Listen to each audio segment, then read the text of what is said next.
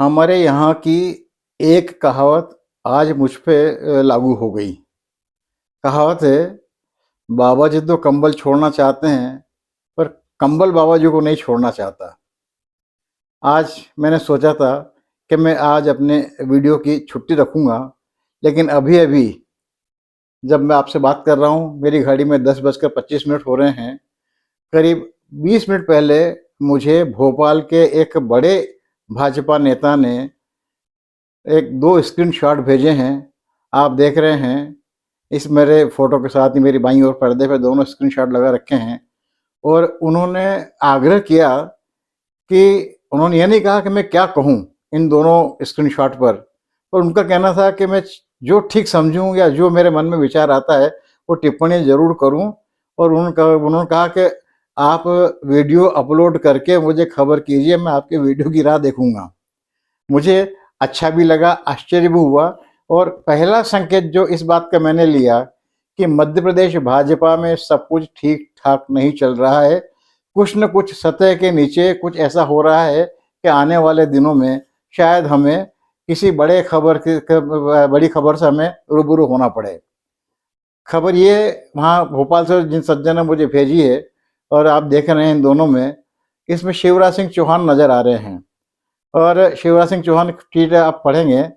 उससे पहले मैं थोड़ा भूमिका बनाना चाहता हूँ कि राम जन्मभूमि मंदिर को लेकर सारे देश में चारों शंकराचार्य शायद अपवाद स्वरूप ही एक मत हुए हैं। चारों शंकराचार्य प्रायः बहुत मुझे याद नहीं आता कि किसी मुद्दे पर एक मत हुए हों।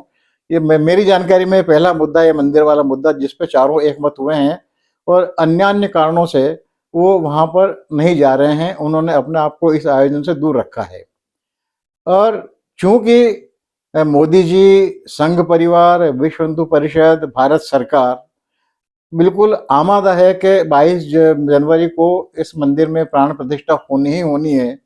इसलिए चारों शंकराचार्यों को बहुत ही दुस्साहसपूर्ण तरीके से शंकराचार्य मतलब जिसे सनातन धर्म में शंकर का अवतार माना जाता है, सनातन धर्मों के सर्वोच्च गुरु जिन्हें माना जाता है, जिन्होंने सनातन धर्म की पुनर्स्थापना की, ऐसे चारों शंकराचार्यों को एक साथ खारिज किया जा रहा है, उनकी खिल्ली उड़ाई जा रही है, उन्हें अनावश्यक और व्यर्थ साबित किया जा रहा है।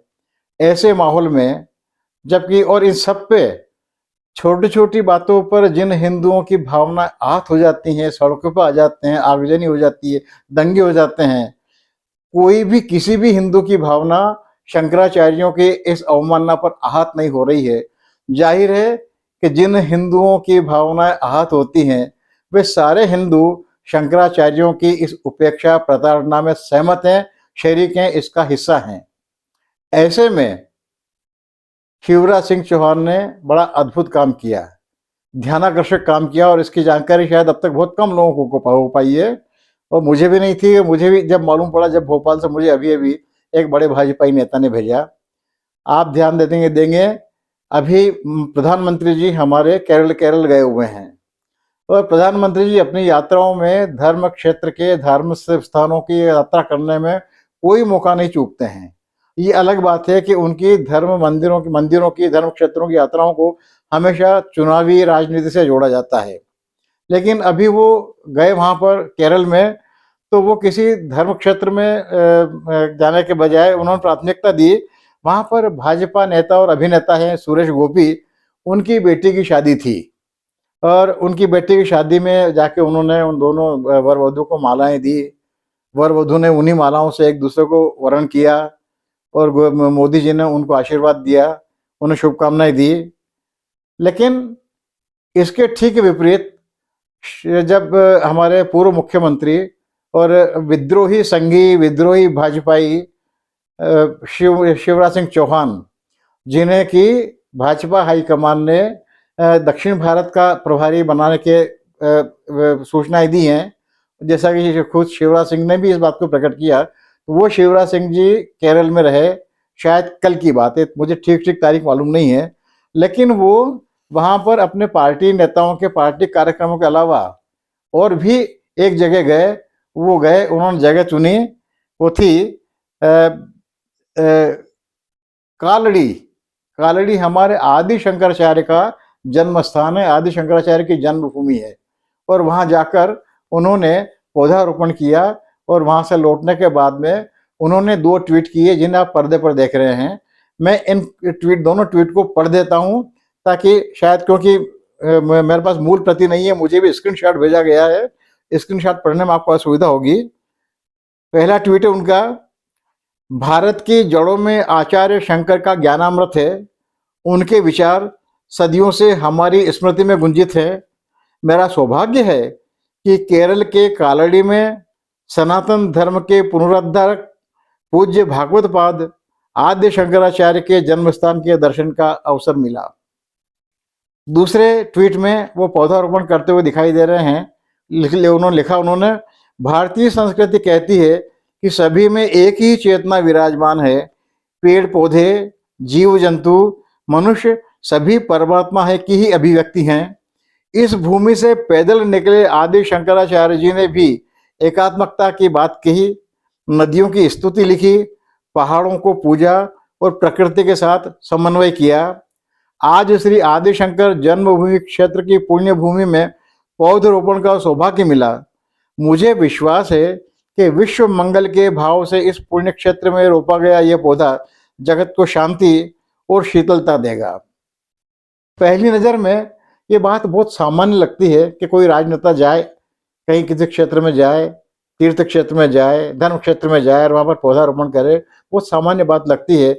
लेकिन शिवराज सिंह चौहान के कालड़ी जाने को आप समूचे राम जन्मभूमि मंदिर में संघ परिवार की भूमिका के परिप्रेक्ष्य में देखिए तो साफ साफ लगता है कि पूरा संघ परिवार जिन शंकराचार्यों को खारिज कर रहा है, सनातन धर्म विरोधी तक कहने में नहीं चूक रहे हैं संघ परिवार के लोग, उन्हीं आदि शंकराचार्य की जन्मभूमि पर जाकर, कालड़ी जाकर शिवराज सिंह चौहान पौधारोपण कर रहे हैं और वहां से ट्वीट कर रहे हैं। वे सामान्य ट्वीट नहीं है, इनके सुनिश्चित राजनीतिक अर्थ हैं। ये संवाद केवल ट्वीट, सामान्य ट्वीट नहीं है, सद्भावना के तहत किया गया नहीं है। सीधे सीधे संघ को सूचित किया जा रहा है कि आप जिन शंकराचार्य को खारिज कर रहे हैं, जिनका विरोध कर रहे हैं, जिन्हें सनातन धर्म में अनावश्यक बता रहे हैं, राम जन्मभूमि मंदिर में आंदोलन में आप जिनकी कोई भूमिका स्वीकार नहीं कर रहे हैं, वो उन्हीं शंकराचार्य के जन्म स्थान पर जाकर वहां पर अपनी श्रद्धा भावना प्रकट कर रहे हैं, पौधरोपण कर रहे हैं। और मित्रों, राजनीति के संदर्भ में, खास करके संघ की राजनीति के संदर्भ में, ये बहुत छोटी बात नहीं है। सीधे सीधे खुले विद्रोह की सूचना है ये। और मुझे लगता है इस विद्रोह की अनदेखी करना संघ परिवार के लिए आसान नहीं होगा। ये चुनौती न तो भाजपा को दी शिवराज ने, न मोदी को, शाह को दी है। ये चुनौती सीधे सीधे संघ परिवार को दी है। हो सकता है कालांतर में, क्योंकि संघ परिवार अपनी रणनीति के तहत अपने वक्तव्य से पलटने में न तो देर करता है, न कुछ सोचता है, बड़ा माहिर इस मामले में। वो कह सकते हैं कि हमारे पूर्व मुख्यमंत्री वहां जाकर उन्होंने शंकराचार्य के प्रति श्रद्धा प्रकट की थी और हमारी भावना प्रकट की थी, ये भी कहा जा सकता है। लेकिन वो तभी कहा जा सकेगा जब वो शिवराज सिंह को संरक्षण दे। और आज की तारीख में शिवराज विद्रोही बनकर समूचे संघ परिवार के लिए संकट पैदा करते हुए नजर आ रहे हैं। और ये 2 ट्वीट सामान्य ट्वीट नहीं है, सुनिश्चित राजनीतिक अर्थों वाले बड़े साफ साफ, बड़े सुदृढ़ ट्वीट हैं। और ये सूचना शिवराज सिंह के समर्थकों को, उनके चाहने वालों को नहीं है, ये सीधी सीधी सूचना संघ परिवार को है कि जिन पर शंकराचार्य को आप खारिज कर रहे हैं, क्योंकि राम जन्मभूमि मंदिर में सबसे बड़ा संकट शंकराचार्यों की अनुपस्थिति और उनके वक्तव्य और मंदिर निर्माण पूरा नहीं होने की बात को जिस प्रमुखता से चारों शंकराचार्य बार बार रेखांकित कर रहे हैं, उजागर कर रहे हैं, उन ऐसे माहौल में शंकराचार्य को स्वीकृत करना और उन्हें महत्व देना और उनका महत्व सनातन धर्म में बताना, ये शिवराज सिंह जी की मात्र कोई आत्मा की आवाज नहीं है, ये उनकी बुद्धि की आवाज है। विवेक की आवाज भी नहीं, बुद्धि की आवाज है। क्योंकि विवेकवान व्यक्ति जिसे कहिए कि खतरा नहीं लेता है, बुद्धिमान व्यक्ति जोखिम खेल लेता है। शिवराज सिंह के इन ट्वीटों का क्या निहितार्थ होता है, इसका क्या प्रभाव होते हैं, ये आने वाले दिनों में हमें देखने को मिलेगा ही मिलेगा। और मैं यह निश्चित रूप से अब मुझे लगने लगा है कि संघ परिवार के लिए अब चुप बैठना बड़ा मुश्किल होगा, और वो 22 जनवरी के बाद में लोकसभा चुनाव के बीच में ही हो सकता है शिवराज सिंह चौहान के साथ कुछ न कुछ ऐसा करेगा जो अखबारों की प्रमुख सुर्खियों में प्रमुख रहेगा। धन्यवाद, नमस्कार। मैं विष्णु बैरागी बोल रहा था, मेरे यूट्यूब चैनल बैरागी की बातें के साथ में। कृपा करके मेरे इस चैनल को सब्सक्राइब जरूर कीजिएगा और मित्रों से भी सब्सक्राइब करवाइएगा।